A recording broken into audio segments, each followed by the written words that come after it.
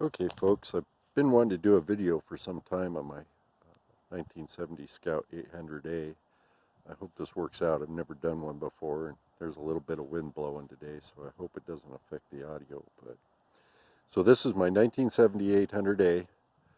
I'm running a Dana 44 front and 14 bolt rear out of a mid 70s Chevy. The engine's an om617 turbo diesel out of a 1984 Mercedes 300 SD. The transmission's a 700R4 with a 208 transfer case.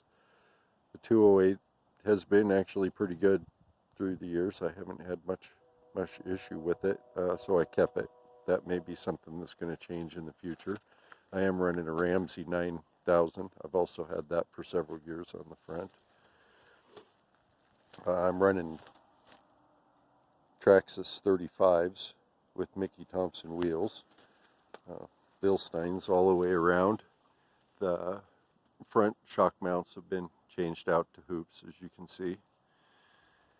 When we first bought this, I had it completely we tore it completely down, and I sandblasted it, redid all the rust, took all the rust out of it. Had rust in the normal places under the door and by the fuel tanks. As you can see, I got a little bit that's forming there again, but that's been a long time ago now. The diamond plate that you see, I actually put that on because right after we got it all painted and redone, I kept banging up the rocker panels and corner panels elk hunting, so we just put a little diamond plate over the top of it to keep from chewing those up.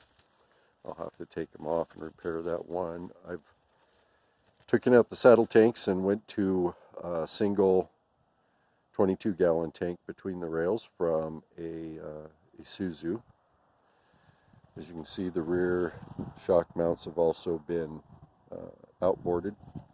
I'm still running the original springs from the Scout 800. The wind's kind of blowing here a little bit. They've been really worked out pretty well. I did put the Scout 2 sway bar underneath the front. That worked out well. I just had to enlarge it a little bit. In the rear, as you can see, it's all covered with carpet. Originally I had a hard top on it, and the inside was all rhino lined prior to the carpet being put in there years ago. So she's holding up pretty well. On the back, it did, I believe, have a Scout 2 tire mount that wasn't in too good of a shape, and it stayed there through the years, and I've taken it off and replaced it with a bumper mount, as you can see, which now I've taken off, and I'll probably build a new one. The rear end, as I said, is a 14 bolt rear end. I've changed the drums out to disc brakes, and as you can see, I got plenty of clearance with the between the frame rail gas tank. That worked out pretty well. My hard top, that's an early hard top. I had to re-drill all the holes to match the 800 bolt pattern above the windshield. Tires stick out a little bit. I'm getting really tired, as I think a lot of you are, waiting on somebody to come out with this set of fender flares that actually fit our 800s without having to cut the body apart to get them on there. That's a process that I'm already working on. So I've got fender flares that'll in the future I'm going to build, and I'll be able to reproduce if anybody's interested in them. We'll see how it goes, but they'll be 3.5 inches out, and they'll be pocket flares. The mirrors are also from a Chevy truck. They fit the body style or body carve of the door real nice, no issue. As you can tell, my antenna, somebody's going to say something about that, but my radio antenna has always been on the side. When we sandblasted it, there was no evidence that they'd ever had an antenna on the other side, so I'm thinking maybe that was a dealer option. Inside, I'm running full TPI gauges. I've redid the dash pad to accept my diesel gauges. Those are running in the center. I will be replacing the door panels. I'm going to build new door panels. The seats are out of a 300 BMW, I think 2009. They're E92 seats. I have them completely wired up so the heat works. Everything works on them. That wasn't too big of an issue. The headliner, I've done it all in diamond tucked.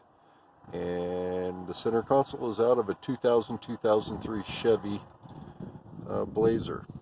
And I've got my heat switches up there, my light bar switches. Above the windshield where there's normally the step out, I rebuilt, or I should say I built a cover to put on there. And it hides all my wiring behind it for the CB, the console, and the exterior speaker.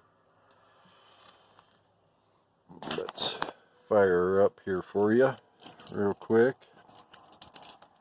I can find the key on this keychain. So I have my glows and everything wired up, and the on-off kill switches in the dash. The top switch is for my intercooler. The bottom one is switch. She runs real smooth. I have engine mounts on this are Corvette engine mounts.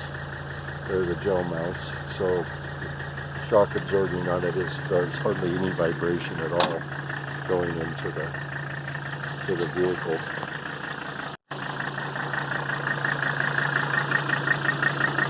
Up front here, several years ago, I built hood struts for it. As you can see, it opens without any assist whatsoever. I did that, that's been 10-15 years ago now.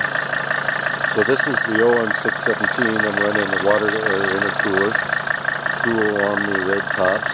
I'm still running the original power steering from the Mercedes. I have Hydro Boost brake system that's on it.